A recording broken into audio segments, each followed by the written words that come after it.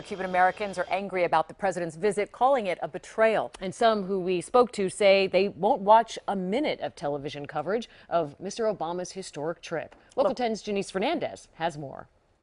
Earlier today, this senior center was packed with dozens of people watching coverage of the president's visit to Cuba. Now, this, of course, was the topic of discussion for the past few days. Many of the people here are Cuban exiles. They're not happy with the president's visit, and they had a lot to say. Heated discussions going on inside this senior center on Southwest 4th Street. Many here are Cuban exiles, intently watching President Obama's visit to the island nation. This woman telling us the president will have his hands stained in blood by shaking Raul Castro's hand. And this woman telling us she feels the president is disrespecting the Cuban exiles. While many here are watching this historic visit, others like Ana Medina chose to look away. She knitted while the TVs continued to show the president in Cuba visibly upset. Right now I saw them shaking hands and shaking hands and shaking hands to the criminals. What have been changed in Cuba? Nothing. Ana tells us she left Cuba when she was just 21 years old with her 2 young children. Her son was 2 weeks old, sick and in need of medicine the government couldn't provide. And I don't want my kids live in the communist country. And I said, I have to go. At the moment that I went to the boat, I don't care if I get here or die in the ocean.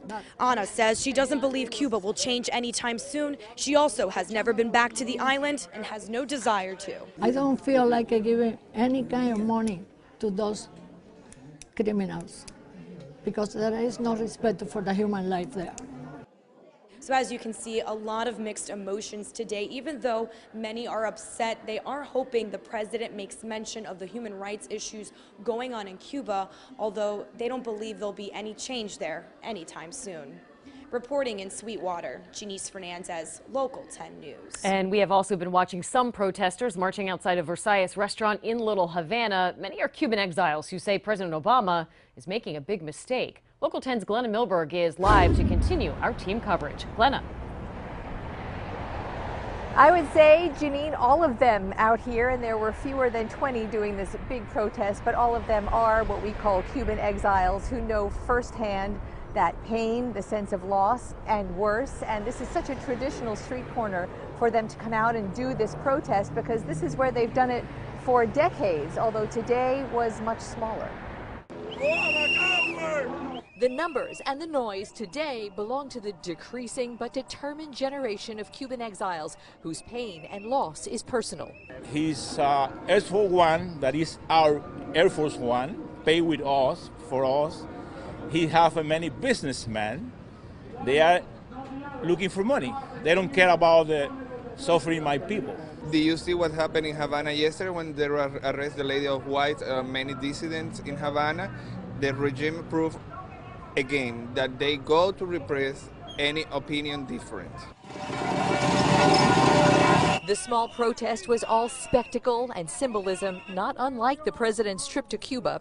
The passion is less personal for generations once, twice removed, for whom the president's unilateral steps toward travel and commerce opportunities signal progress, though the pace of that progress is uncertain. I think they'll come eventually. It's just somebody has to take the initiative, and I mean, you know, I think that's the better part if we're there first. Some of the people who've protested for decades against the Castro government here turn their anger now toward President Obama and what they consider a surrender and betrayal. I don't accept our president going there with such a nice face, trying to cover up for something, for an ugly reality.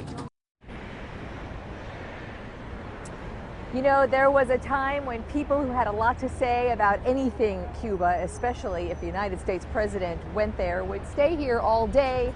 They would talk, they would debate, they would yell, they would protest, they would engage in this political coffee talk. Today, quite frankly, everyone you see here is here to eat. I'm Glenna Milberg reporting live in Little Havana tonight, Local 10 News. Glenna.